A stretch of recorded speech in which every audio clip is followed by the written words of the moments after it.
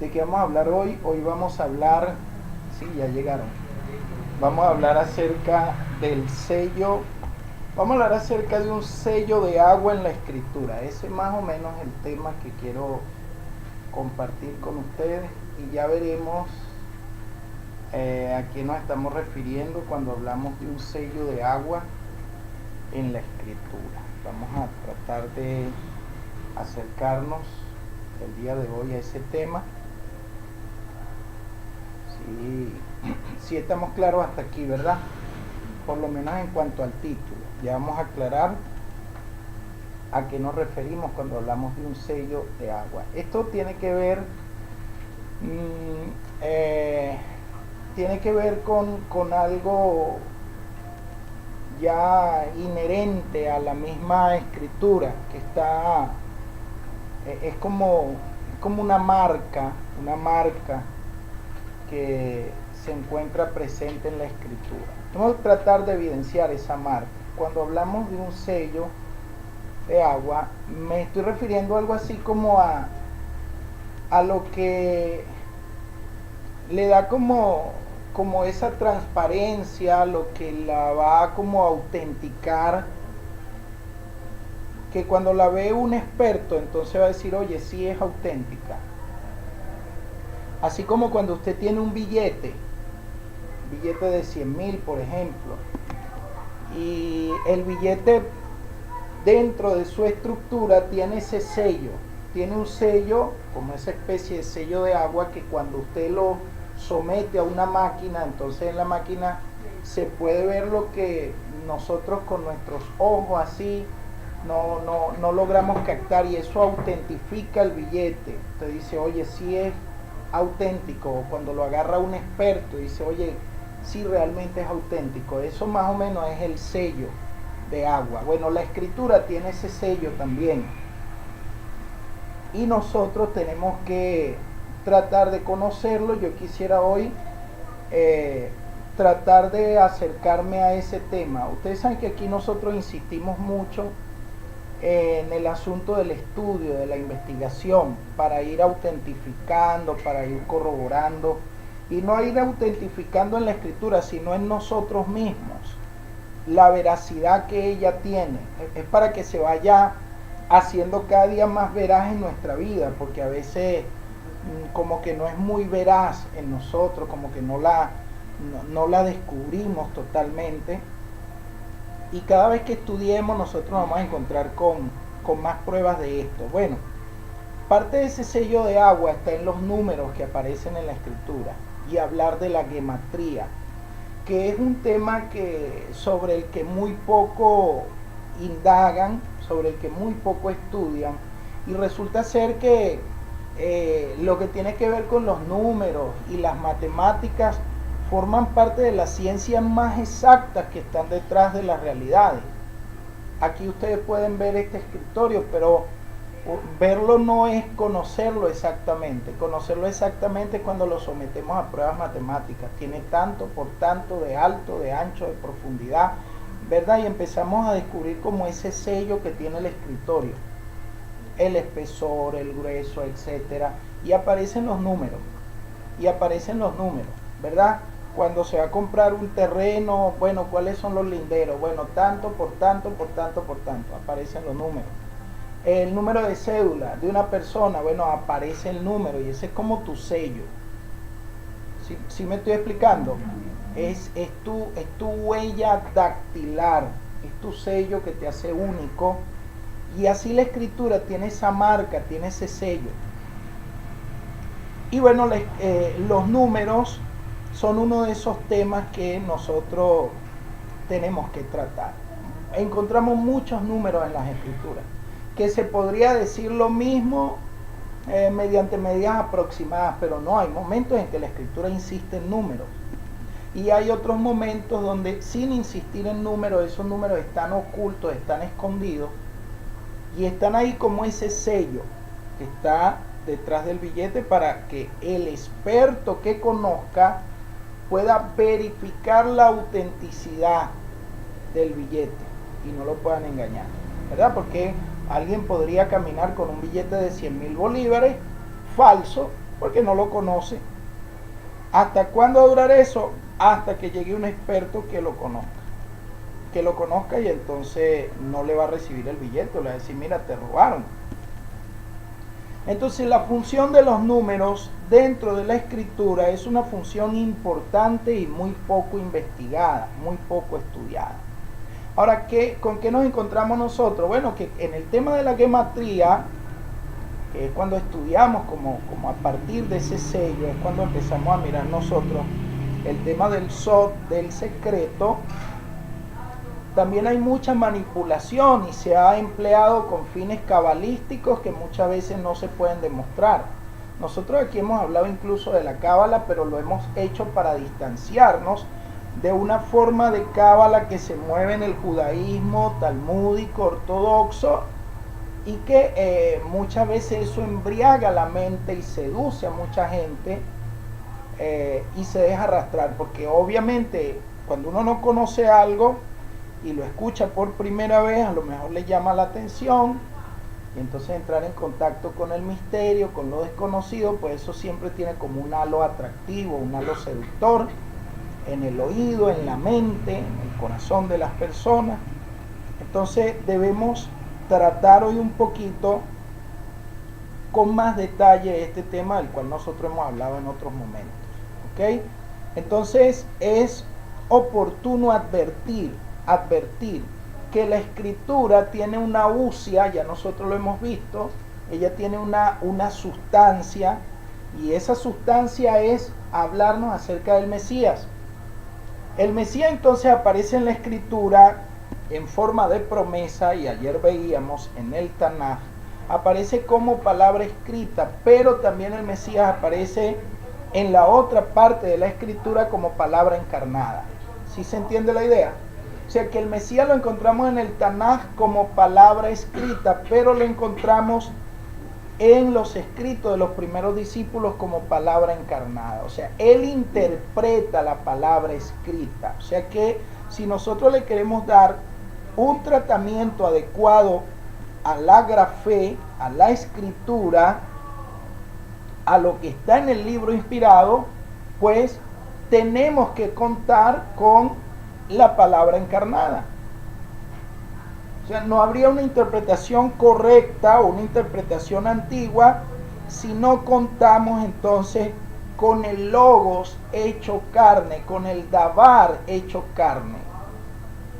La palabra encarnó. Esa palabra habló, actuó, enseñó. Amén. Entonces nosotros, seguidores del Mesías, debemos tener cuidado de no apartarnos de esa regla. La regla de la palabra escrita y la palabra encarnada. Si nos apartamos de esa regla, corremos el riesgo de extraviarnos. La palabra viva.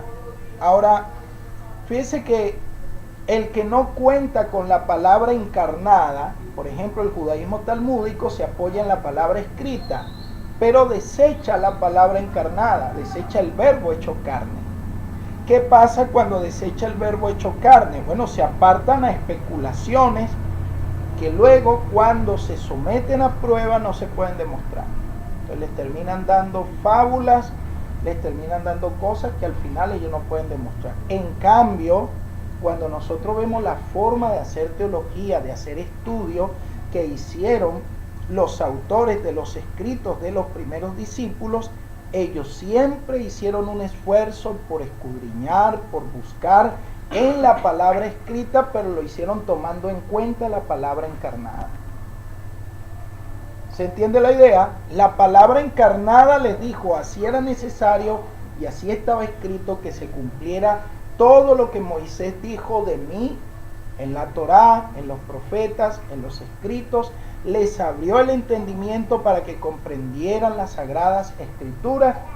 Entonces fíjese usted ese cuidado que ellos tuvieron, ¿no?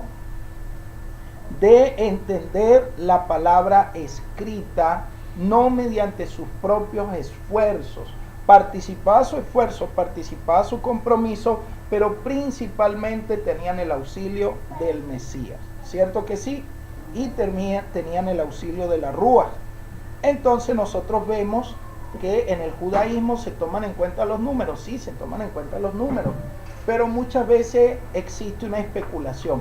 Ahora, en la línea del cristianismo, también existió un tiempo en el que se tomaban en cuenta los números, pero también se apartaban mucho hacia un cristianismo más orientado hacia el romanismo y más orientado hacia tradiciones del oriente y las tradiciones griegas, que francamente generó un problema. Entonces nosotros debemos contar con la importancia de poder descubrir este tema del sello, el sello de agua, pues lo que estoy intentando hablar. Los números que aparecen en las escrituras no son para especular, y cuando acudimos a la escritura para estudiar el mensaje escondido que hay allí, no son para nosotros especular, no son para nosotros inventar, sino para aprender en primer lugar. ¿Se entiende la idea?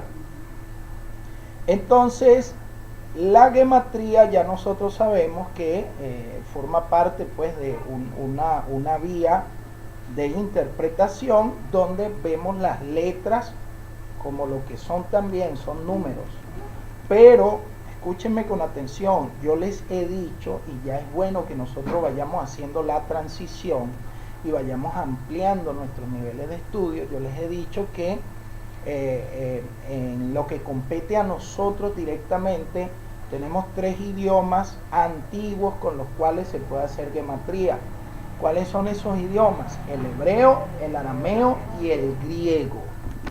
Lo he dicho aquí que el griego forma parte de los textos que nosotros tenemos que estudiar. Aunque exista un mesianismo que ignore esto, yo les he dicho que nosotros no podemos ni debemos ignorar esto, porque esto también forma parte de nuestra historia. Ustedes lo han escuchado que lo he dicho, ¿cierto? ¿Sí o no? Es importante que lo tengamos presente, porque ha existido una discusión que no, que el Nuevo Testamento, que fue escrito en hebreo, que lo que pasa es que se perdieron las pruebas. ¿Dónde están? ¿Dónde están esas pruebas? Esas pruebas no las han encontrado. Entonces yo sinceramente no voy a estarme fundamentando en una corriente especulativa que no tenga soporte histórico, que no tenga soporte arqueológico, que no tenga ni siquiera un soporte teológico que se pueda demostrar, que cuando yo vaya al texto, la evidencia interna que me da el mismo texto desmienta todo lo que yo pueda estar afirmando. O sea, no es sano para nosotros poder empezar a hacer ese tipo de afirmaciones. Mire, ustedes vieran lo que está pasando. Da pena ajena, da vergüenza lo que está ocurriendo muchas veces en líneas del mesianismo, que ahora están perdiendo debates hasta con los mismos cristianos. ¿Por qué están perdiendo debates con los mismos cristianos? Porque cuando empiezan a tratar este tipo de temas sin la debida información, con el embarque de que el Nuevo Testamento fue escrito en hebreo, entonces cuando le dicen, pero dame las pruebas, no las tenemos, pero es así ya. Y entonces, o sea, no hay unas pruebas serias, y entonces van a pretender estar afirmando cosas que, miren, lo que da es pena cuando empiezan a intentar defender de lo que están hablando. Entonces, cuidado con eso. Entonces, lo que les estoy diciendo es que el tema de la gematría es una metodología de estudio, de interpretación alrededor de los números, y es transferible a el hebreo, a el arameo y a el griego por igual. Eso no es exclusividad hebrea, no es exclusividad aramea. Bájense de esa nube, bájense de ese cuento, no dejen que les caigan a coba. Eso se puede hacer también en el idioma griego, y de hecho se hace. Entonces, incluso hay estudios, hay investigaciones que demuestran que probablemente, con toda probabilidad, los primeros en establecer esta metodología fueron los griegos, de paso. Entonces, imagínense lo delicado que sería esto. El que estudia matemática y el que estudia álgebra y el que estudia este tipo de fórmulas que dan los científicos, se dan cuenta que aparecen son las letras griegas y desde allí están aplicando la matemática a ciencias exactas que hay en el universo. Y eso tienen tiempísimo haciéndolo.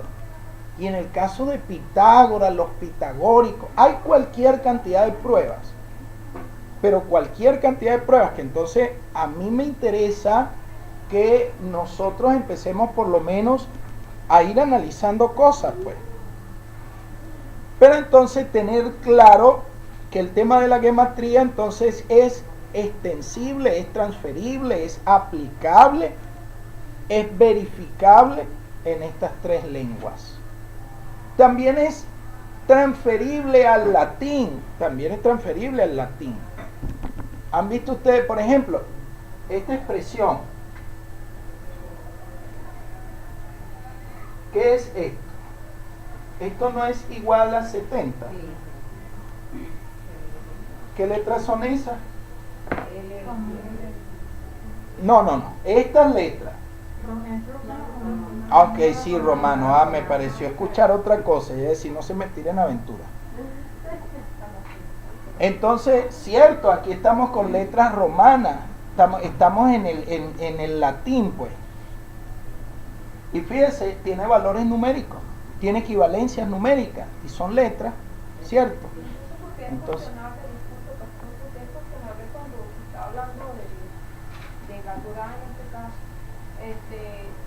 no se debe de aceptar, no sé si estamos hablando de interpretaciones aquí, ajá, de lo griego y en este caso del arameo, porque entonces a veces es cuestionable, o lo cuestiona.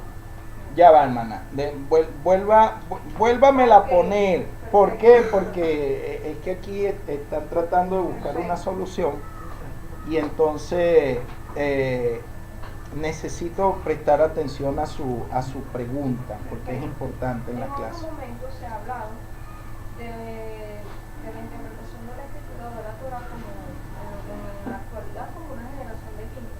Sí. Se ha hablado de eso. Ajá. Entonces le pregunto, ahorita con esto que me está diciendo que si es transferible todo lo que es la parte de la geometría, ¿no? Ajá, la geometría. Entonces, ¿qué es lo que es cuestionable, la geometría o toda la interpretación de la escritura?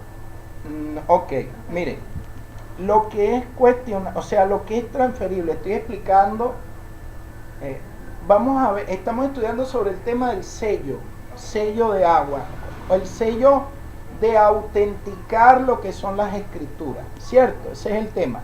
Ahora, estamos mostrando y queremos demostrar, no solamente mostrar, sino demostrar, que es lo más importante. Estamos mostrando hasta ahora que la gematría en el caso de la escritura es aplicable. En el idioma hebreo puedo hacer gematría, en el arameo puedo hacer gematría, en el griego puedo hacer gematría, y fuera del campo ya de la escritura, también con el latín puedo hacerlo. Lo que intento decirle es que la escritura se encuentra emplazada en tres lenguas. Esas tres lenguas son el hebreo, el arameo y el griego. Con esas tres lenguas yo puedo hacer gematría. Con esas tres lenguas yo puedo hacer gematría. O sea, que diga un judío que la gematría solamente se puede realizar en hebreo, es mentira. Que diga que solamente se puede hacer en arameo, es mentira. Que diga que no se puede hacer en griego, es mentira. Que diga que no se puede hacer en latín, también es mentira. Pero en latín no se debe hacer. ¿Por qué no se debe hacer? Porque se sale del campo de la lengua inspirada. Se sale del campo de la escritura. Pero el hebreo, el arameo y el griego están dentro del campo de lo que para nosotros es Sagrada Escritura. ¿Sí me estoy explicando?